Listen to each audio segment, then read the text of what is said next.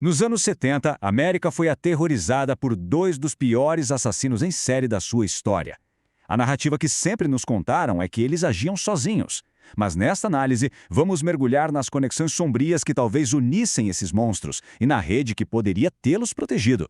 Olha, para começar, já fica o aviso com essa citação da fonte original. Não há redenção aqui. O que a gente vai ver é um mergulho em uma história de terror puro, de loucura e de uma dor que, sinceramente, não oferece respostas fáceis nem finais felizes.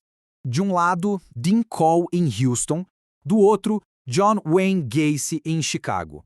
A história oficial sempre os tratou como pesadelos isolados, sabe? Dois lobos solitários agindo por conta própria. Mas as evidências que foram surgindo apontam para uma realidade muito mais assustadora. Uma teia de maldade que conectava tudo. E aqui fica a grande pergunta, né? Pensa comigo. Como é que pode dois homens cometerem crimes tão parecidos, na mesma época, a milhares de quilômetros de distância, e ninguém sequer desconfiar de uma conexão? Em Houston, Dean Carroll era o Candyman, o Homem dos Doces. Um apelido que dá arrepios, né? Ele assassinou pelo menos 28 meninos. A mais de 1.500 quilômetros dali, em Chicago, John Wayne Gacy se escondia atrás da maquiagem do Pogo o Palhaço, enquanto matava 33 rapazes. Juntos, a gente está falando de mais de 60 vítimas conhecidas. É um número que chocou e ainda choca uma nação inteira. Vamos começar essa história lá no Texas, onde o reinado de terror do Carroll chegou a um fim. E que fim, viu? Foi um final abrupto e totalmente chocante. A casa caiu numa noite de agosto de 1973. Um garoto de 17 anos chamado Elmer Wayne Henley ligou para a polícia com uma confissão de cair o queixo. Ele tinha matado Dean Carroll. A princípio parecia legítima defesa, mas a coisa escalou muito rápido. Henley começou a contar uma história de puro terror, sobre tortura, múltiplos assassinatos, corpos enterrados, e não era só conversa. Ele levou os policiais direto até eles. Ok, agora a gente sai do Texas e viaja para Chicago, para entender como uma fachada de normalidade, de vida de subúrbio, podia esconder um mal ainda maior. Para todo mundo, o Gacy era um cidadão modelo. Um empreiteiro respeitado, ativo na política local, o cara que organizava as festas do bairro e o mais bizarro. Ele se voluntariava como Pogo o Palhaço para alegrar crianças em hospitais. Aos olhos da comunidade, ele era impecável. Ninguém, absolutamente ninguém, suspeitava do monstro que se escondia ali. Mas dentro da casa dele, a realidade era macabra. A polícia começou a investigá-lo pelo sumiço de um garoto de 15 anos e encontrou coisas bem incriminadoras. Algemas, joias das vítimas. E tinha um cheiro horrível vindo do porão, que o Gacy, na maior cara de pau, disse que era um problema de esgoto. Quando a polícia apertou, ele desabou. E de um jeito assustadoramente frio, ele desenhou um mapa do próprio porão, marcando com um X o local exato de cada um dos 29 corpos que ele tinha enterrado bem ali, debaixo da casa. Isso tudo nos leva àquela pergunta inevitável. Como? Como foi possível que esses homens agissem por tanto tempo, matando dezenas de pessoas, sem nunca serem pegos? A resposta, infelizmente, não está só nos atos de dois homens. A verdade é que o sistema inteiro falhou.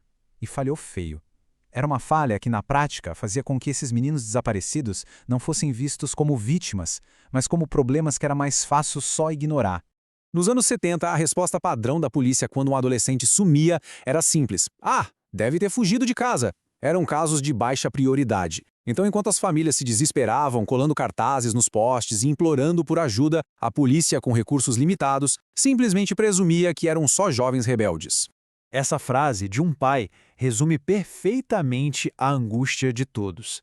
As famílias sabiam que algo terrível tinha acontecido, mas as preocupações delas eram sempre descartadas, como se fosse exagero, sabe? E é aqui que a história toma um rumo ainda mais sombrio. E se Corey e Gacy não estivessem agindo sozinhos? E se eles fossem parte de algo muito maior? Então, vamos conhecer um terceiro nome, John David Norman. Esse cara comandava uma rede nacional de exploração que usava catálogos e boletins informativos para conectar jovens vulneráveis com clientes poderosos por todo o país. Era uma rede de tráfico humano operando à vista de todos. Agora se liga na proximidade dos eventos, porque é assustador. Em agosto de 73, os crimes do Coral são descobertos em Houston. Apenas uma semana depois, a rede do Norman é desmantelada em Dallas, que fica ali do lado. E a conexão fica ainda mais direta quando, anos depois, o braço direito do Norman é encontrado trabalhando para quem? Exato, John Wayne Gacy, lá em Chicago. Vamos ligar os pontos. O cúmplice do Coral falou de uma organização. Anos depois, o Gacy contrata o principal operador do Norman.